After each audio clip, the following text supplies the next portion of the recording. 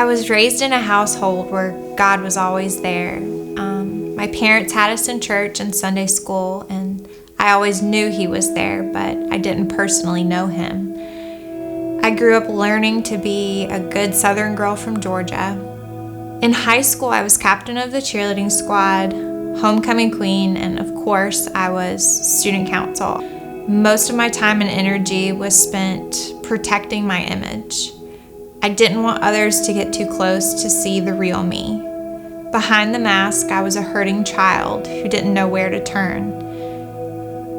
By the time I got into college, I drank and had fun like the rest of the college kids, and I figured that there was no harm. No matter how bad I was, I knew that I had a little brother who was 10 times worse. My little brother started smoking weed when he was in middle school. It eventually led to bigger things. He didn't fit into our perfect little family. He hated me and I hated him. Being around him was tough. He would sleep all day and he would be up all night. Any encounters we did have weren't pleasant. He made holidays miserable. He was scary to be around. My parents even had to change the locks on our house. There were drug dealers who would circle our neighborhood in the middle of the night. It got so bad that my brother's plan was to make it until he was 21. He wanted 1 year to drink legally, and then he was going to take his own life. What I didn't know was that he intended on taking mine also.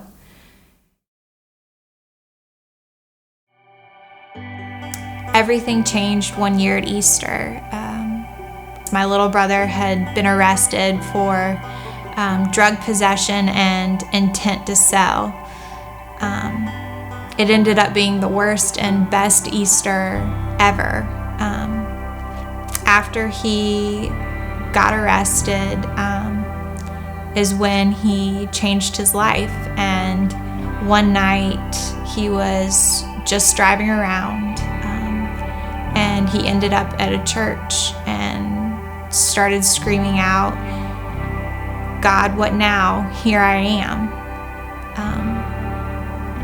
In that truck, he decided to give his life to Christ. He was someone who had lost everything, so he had nothing to lose, and threw everything off and complete reckless abandon, and started pursuing Christ and running after Christ as is his life depended on it, and it did.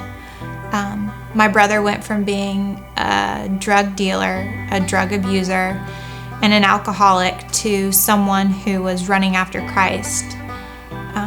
All of my life in the church, I'd never seen someone be so open and honest about how much they needed Christ and how they couldn't get through one day without Christ.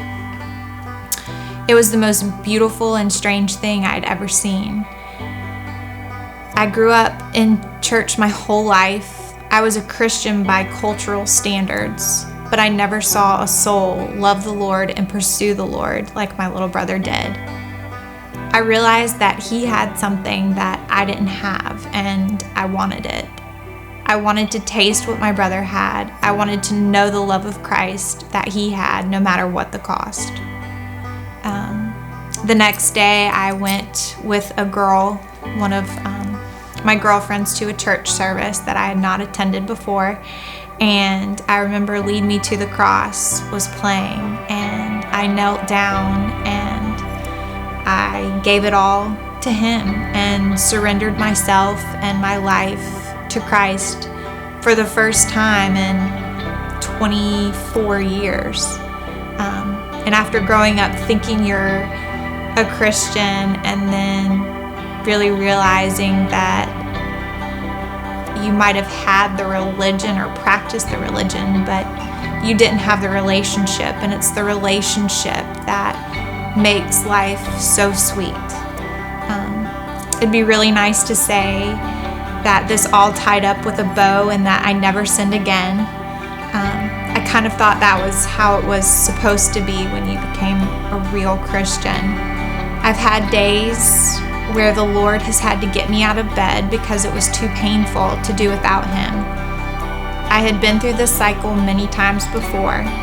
The difference this time was that I had a God who loved me no matter what. I came to love the Lord through a drug addict, someone who was running as far and as fast away from God as he could. God used my little brother to reach me and to rescue me. The gospel says it's okay to come as you are, and you don't have to wear a mask. Jesus loves us just as we are, and it's beautiful, and it changes everything.